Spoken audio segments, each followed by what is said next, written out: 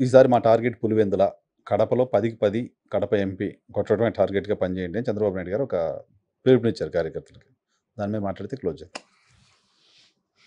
మీరేమో వైనాట్ కుప్పం అన్నారు. ఇప్పుడు వైనాట్ పులివెందుల అంటున్నారు వాళ్ళు.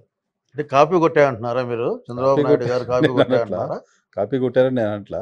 అప్పుడు అంతే మీరు కదా. కుప్పంలో కొడదామని ప్రయత్నం చేసి ఫెయిల్ అయ్యారు. ఇప్పుడు మీ దగ్గర వాళ్ళు సీరియస్‌గా ఎఫర్ట్ పెడుతున్నారు.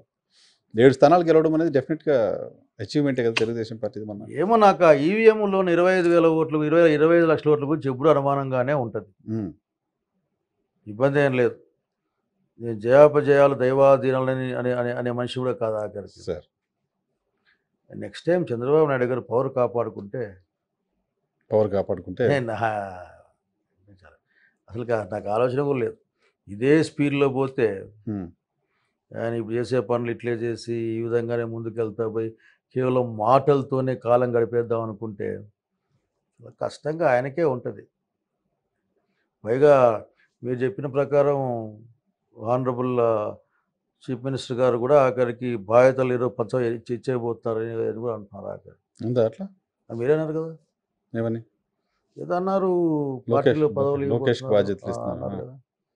ముఖ్యమంత్రి పదవి కూడా ఇస్తారా లోకేష్ గారికి? ఏమైనా నాకు కొద్దిమంది అప్పుడే మా ఊర్లో రాశారు. హ్మ్. మా ఊర్లో అడిగి తెచ్చేవాడిని ఫ్లెక్స్ అది. హ్మ్. మా ఊర్లో కాబోయే ముఖ్యమంత్రి అని లోకేష్ బాబానా? రాశారు. అవునా? రాశారు. ఆహా! ఓహ్! దాన్ని మనం చేసేది వాళ్ళ పార్టీ వాళ్ళ విషయం అంతే. వాళ్ళ పార్టీ కార్యకర్తల వాళ్ళ విషయం. మనకు సంబంధం వ్యవహారం. హ్మ్. ఎవరు దాంట్లోకి వచ్చినా ప్రతిపక్షంలో కూర్చున్నా హ్మ్. లేక అధికార పక్షంలో కూర్చున్నా ప్రజలు ముందు ఆలోచించి మళ్ళీ వాళ్ళ గురించి ఆలోచించుకుంటే బాగుంటుంది నా యొక్క అభిప్రాయం. హ్మ్. దీనికి నచ్చచ్చు నచ్చకపోవచ్చు, హ్మ్. దాన్ని నేనేమి చేయలేను. బట్ ఈ మహానాడులో మొత్తం రాష్ట్రంలోని అన్ని సీట్లకి గురి పెడతానని చెప్పడం అన్నది విషయం మేము కూడా ఆల్రెడీ పెట్టినాం అనుకుంటా ఉన్నాం. 175కి. అంతే కదా, 175 యుద్ధం జరుగుతుంది కదా. హ్మ్. కొన్ని వదిలేస్తామేమన్నా ఇవ్వద్దు మాకంటే. ఏం లేదు. ఏం లేదు. ఆయనకంటే పంచుకునే కేవలం ఉన్నారు. హ్మ్. మీరు మొత్తం చేయాల్సిందే. మరి 175కి ప్రయత్నం చేస్తాడు కదా హ్మ్. అని అనుకుంటున్నాను అబ్బా. హ్మ్. అనుకోవడమే ఆ విధంగా పని జరుగుతుందని అనుకుంటున్నాను నేను. హ్మ్. సో, అంటే వాళ్ళు 135కే పరిమితం. మళ్ళీ వచ్చే ఎలక్షన్ వరకు కూటమిగా అందరు 3 పార్టీలు కలిసే ఉంటాయనేదే మీ అంచనా? అరే 15 ఏళ్ళు ఇతనే సీఎం అని పవన్ కళ్యాణ్ గారు ప్రకటించింది గుర్తుంది నాకు. అవును. అసెంబ్లీలో. అసలు మాది ఎన్డీఏ ప్రభుత్వం, మాది వీడని బంధం అని బాబు గారు ప్రకటించింది గుర్తుంది. హ్మ్. అసలు మాకు న్యాచురల్ స్నేహితుడు మాకి అని బీజేపీ ప్రకటించింది నాకు గుర్తుంది. హ్మ్. సో మేమంతా ఇప్పుడు తెలుగుదేశం పార్టీ ప్రభుత్వం లాగా చెప్పుకోబడ్డం లేదు. హ్మ్. ఎన్డీఏ ప్రభుత్వం మాది ఎన్డీఏ అని సర్కార్ చెప్తున్నాం. అంటున్నారు. మరి ఇంకా నీకు కనుక నాకే అనుమానం లేదు. But politics anything can happen. So, Pawan Kalyan గారు నిన్న తమిళనాడు ఎళ్లారు. 'వన్ నేషన్ వన్ ఎలక్షన్' పైన ఒక సెమినార్‌లో అటెండ్ అయ్యారు. అటెండ్ అయిన సందర్భంగా ఆయన చాలా ఇష్యూస్ మాట్లాడారు. దాంతోపాటు 2019లో వైసీపీ ఈవీఎంల ద్వారా గెలిచింది అని ఒక మాట మాట్లాడారు. భాషా వీళ్ళకి అప్పుడప్పుడు తెలియకుండా నోట్లో నుంచి మాట్లాడుతూ ఉంటాయి. హ్మ్. ఏంటంటే తాము చేసిందో, తాము చేయాలనుకున్నదో, తాము చేయగలమనుకున్నదో గుర్తుకొస్తూ ఉంటాయి. హ్మ్. మొత్తం ఇట్లా స్వీప్ జరిగితే డౌట్ వచ్చి 25 లక్షల ఓట్లకు లెక్కలు లేకుంటే అనుమానం వస్తుందా? హ్మ్. లెక్కలు సరిపోతే అనుమానం వస్తుందా? సో, 19లో లెక్కలు సరిపోయాయి. 24లో లెక్కలు సరిపోలేదా? లెక్కలు చెప్పండి అంతే కదా, ఏం మొహమాటం లేదు. ఎందుకంటే as a Democrat, as a voter హ్మ్. మీరు ఎన్ని ఓట్లు పడ్డాయి, ఎన్ని ఓట్లు కనపడ్డంలే చూపించండి. హ్మ్. నేను చూపిస్తాను. ఈ ఎలక్షన్స్లో ఎన్ని ఓట్లు పడ్డాయి, ఎన్ని ఓట్లు కౌంట్ చేయబడ్డాయి నేను పట్టిస్తాను. హ్మ్. కాబట్టి ఊరికనే అట్లా ఏంటంటే అట్లా మాట్లాడుతూ ఉంటారు. దానికి ఏం చేస్తాను చెప్పి, పాచిపోయిన లడ్డు అంటే వినలేదా? హ్మ్. బీజేపీని తిడితే వినలేదా? హ్మ్. అసలు మొత్తంతో పార్టీ దీని సంగతి తెలుస్తా అనే భాషలో మాట్లాడితే వినలేదా? ఉత్తర భారతం, దక్షిణ భారతం ఉత్తర సెపరేట్. దక్షిణ భారతాల గురించి మాట్లాడితే వినలేదా? హ్మ్. అదే మనిషి హిందీని మిందేసుకుని తిరిగితే సంఘం ముందు తిరగలేదా? హ్మ్. వినలేదా? హ్మ్. కనుక ఇవన్నీ మనం ఒక సినిమా కాదు కానీ రాసి పెడితే ఆయనకే పనికి వస్తాయి, రెఫరెన్స్ పనికి వస్తుంది. హ్మ్. కనుక అవన్నిటికీ ఓ పని మీలాంటి వాళ్ళు ఒకటి అడగాలి. ఎవరైనా కామెంట్ పాస్ చేస్తే ఇది మీరు పాస్ చేశారని వాళ్ళకి గుర్తు చేస్తూ ఉండాలి మీరు. హ్మ్. ఇది ఊరికనే ఫర్ ఎగ్జాంపుల్ నేను సనాతని అని మాట్లాడి ఎక్కడ పోయినాడు సనాతని పాపం? బీజేపీ ఆడే గేమ్లో అతను ఒక క్యారెక్టర్ అంతే. హ్మ్. నా అసెస్మెంట్లో hmm. Role is playing his own role. ఆయనకు ఒక ఆశ ఉంది. ఆ ఆశ మీద బీజేపీ వాళ్ళు ప్లే చేస్తూ ఉంటారు, ఆయన ఆడుతూ ఉన్నాడు. కాబట్టి ఇవన్నీ ఎన్ని చెప్పారు, ఎన్ని మాటలు చెప్పారు. అవును. కాబట్టి పవన్ కళ్యాణ్ గారు అక్కడికి వెళ్ళి బహుశా కరుణానిధి గురించి కూడా మాట్లాడారు. Karunanidhi for one nation one దానికి ఎలక్షన్. మా రామకృష్ణ గారు ఏదో మాట్లాడుతున్నారే, ఆ పార్టీ పుట్టుడికి నువ్వు పుట్టలేని ఏదో మాట్లాడుతున్నారు 50 ఏళ్ళ పార్టీ కదా అది. 60 ఏళ్ళ పార్టీ. కదా. కాబట్టి one nation one election Hmm. ఈ ఫెడరల్ డెమోక్రసీలో సాధ్యమా అన్నదానికి ఆయన సమాధానం ఉండాలి కదా. ఇది అర్థం చేసుకోవాలి కదా. మధ్యలో రాష్ట్రాల్లో గవర్నమెంట్లు పడిపోతే ఎవరు నడిపిస్తారు? కేంద్రం నడిపిస్తుందా? అవును. డెమోక్రటిక్ ఇది ఉంది కదా, రాష్ట్రాల్లో ఎప్పుడైనా ప్రభుత్వాలు పడిపోవచ్చు, పడిపోతే మారొచ్చు, నాయకత్వాలు కేంద్రం నడిపిస్తుందా? అంటే డెమోక్రసీకి ఫెడరల్ సిస్టంలో ఒప్పుకోరా? లేకపోతే ఎట్లా నడిపిస్తారు? ఏదో పరిష్కారం ఉంటుంది కదా. రామ్నాథ్ కోవింద్ గారు కమిటీ చేశారు, ఆ కమిటీ కొన్ని అదే సిఫార్సులు చెప్పురా, చేసింది. ప్లీజ్ కన్విన్స్ అస్. ఉమ్. ఈ భారత రాజ్యాంగానికి అంతిమ ప్రభువులు, నిర్ణాయక దౌత్యాలు భారత ప్రజలు. ఉమ్. అవును కదా. వాళ్ళ యొక్క అధికారాన్ని దాన్ని వాళ్ళు ట్రాన్స్ఫర్ చేశారు ఆ పార్లమెంట్కి, గవర్నమెంట్కి అని పేరు చేశారు. నేను అడుగుతా ఉన్నామని చెప్పు, ఇదే డౌట్ వస్తుంది. గవర్నమెంట్ పడిపోతుంది ఒక స్టేట్లో, ఒక 2-3 ఏళ్ళు ఉంటుంది, ఏం చేస్తారు? ఉమ్. మళ్ళీ 3 ఏళ్ళు వెయిట్ చేస్తారా? లేక మీరు దొడ్డిదారు రాష్ట్రపతి పాలన పెట్టుకుంటారా? అంటే రాష్ట్రపతి పాలన పెట్టుకొని మీరు ఏమైనా చేస్తారా? దానికి ఏదో ప్రపోజల్ చేశారు వాళ్ళు 5 years టెన్యూర్, మధ్యలో ఎప్పుడు పడిపోయినా కొత్త ప్రభుత్వం వస్తే మిగతా 2.5 సంవత్సరాలే. అప్పుడు నష్టం కాదా? అప్పుడు నష్టం కాదా? ఈ ఎలక్షన్ జరగాలి, ఆ ఎలక్షన్ జరగాలి, మళ్ళీ జనాలు డబ్బులు ఖర్చు కావాలి, ఉమ్. నిరంతరం మీరు ఓట్లలో ఉండరా? అంతే. 5 సార్లు ప్రభుత్వాలు కూడిపోతే 5 సార్లు ఎలక్షన్ జరగాలి. జరగాలి, మళ్ళీ 5 ఏళ్ళకి ఒకసారి మళ్ళీ జరగాలి. మళ్ళీ జరగాలి. ఉమ్. ఏంది ఇది? ఎవరు అన్నారంట ఆఖరికి, ఏదో తెలివి ఎక్కువైందంటే రోకర్ చుట్టి తలకు చుట్టుకోమని చెప్పారట. ఉమ్. అందరితో మాట్లాడండి, కన్విన్స్ చేయండి, దెన్ అందరికి బాగుంది అనుకుంటే చేసుకోవచ్చు. ఉమ్. నాకైతే బాగుంటుంది అనుకోవడం అనుకోవట్లేదా? నేను పర్సనల్గా, ఎందుకంటే ఇన్ని ప్రాబ్లమ్స్ దాంట్లో ఉన్నాయి. ఇది ఫెడరల్, ఇది భారత రాజ్యం అనేది సమాఖ్య, ఇది రాష్ట్రాల సమాఖ్య కదా. ఇది అవును. అమెరికా లాగా లేకపోవచ్చు, బట్ ఇది ఫెడరల్ రాజ్యాంగం కదా. ఇది వాళ్ళు ఈ రాజ్యాంగం ఎట్లా మారితే ఎట్లా పోతా? ఎవరో ఒక నాయకుడు అనుకొని, నేను చాలా గొప్ప అనుకొని, లేక నాకు 75 ఏళ్ళు వస్తున్నాయి కాబట్టి ఇంకో విధంగా తీసుకెళ్దాం అనుకో, ఇట్లా కుదరదు కదా.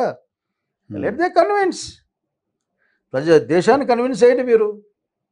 దానిలో భాగంగానే ప్రయత్నాలు చేస్తున్నారు. పార్లమెంట్ కూడా అప్రూవ్ చేసింది. పార్లమెంట్ ఇప్పుడు నంబర్తో అప్రూవ్ చేయడం వేరే, నేను చెప్పిన కన్సెన్సస్ వేరు కదా. నంబర్తో ఏముంది, మాకు బలం ఉంది కూడా చేసేస్తాం. ఇప్పుడు ఆంధ్రప్రదేశ్లో మాట్లాడుతున్నట్లు మాకు 170 ఇచ్చారండి, 160 ఇచ్చారండి, 180 ఇచ్చారండి అని మాట్లాడుకుంటే ఎట్లయితుంది? ఇది జనరల్ ఉపన్యాసాలు పనికి వస్తుంది, పాలనలో పనికి రాదు. It's not a dictatorship. ఏ రాజ్యాంగాలు లేవు ఇక్కడ, మా రాష్ట్రంలో రకరకాల రాజ్యాంగాలు సెపరేట్ రాజ్యాంగం ఏం లేదు. ఏమి లేవు. భారతదేశంలో ఒకే రాజ్యాంగం ఉంది. ఏ రాజ్యాంగం గురించి మాట్లాడి నువ్వు ఏం చేసినా భారత రాజ్యాంగం తలకాయ నిలబడాల్సిందే, మాట్లాడాల్సిందే, అది ఇచ్చేదాన్ని స్వీకరించాల్సిందే కానీ. అంతే కదా. సో డాక్టర్ బాబాసాహెబ్ అంబేద్కర్ ఇచ్చిన రాజ్యాంగం మించిన రాజ్యాంగం లేదు ఇక్కడ. అంబేద్కర్ రాజ్యాంగం నడవాల్సిందే. పేర్లు అట్లా పెట్టుకుంటూ ఉంటారు. ఉదాహరణకి ఈరోజు తెలుగుదేశం మహాసభలో శాసనాలని చెప్పడం, వినేకి బాగుంటాయి. రాచరిక ఓడు కదా. అంతే కదా.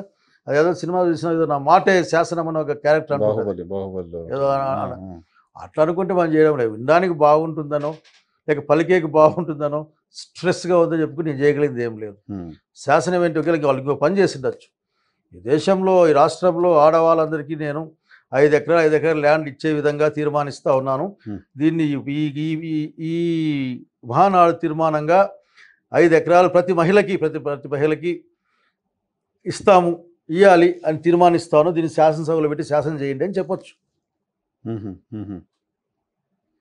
అప్పుడు తీర్మానం అవుతుంది. అది తీర్మానం అవుతుంది. శాసనసభలో పెట్టినప్పుడు శాసనం అవుతుంది, అక్కడ శాసనం అవుతుంది.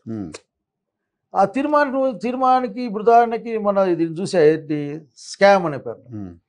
స్కామ్ అంటే ఎత్తిగా స్కామ్ గట్టిగా పడుతుందని నాకు ఇంగ్లీష్ తక్కువ వచ్చు కదా, బుక్లో ఎత్తుకుంటే అట్లాగే కనిపించింది. అంటే స్కామ్ అంటే డిస్హానెస్ట్ రెస్పాన్సిబుల్గా చేయడం, అట్లాగే ఫ్రాడ్ అని వచ్చింది.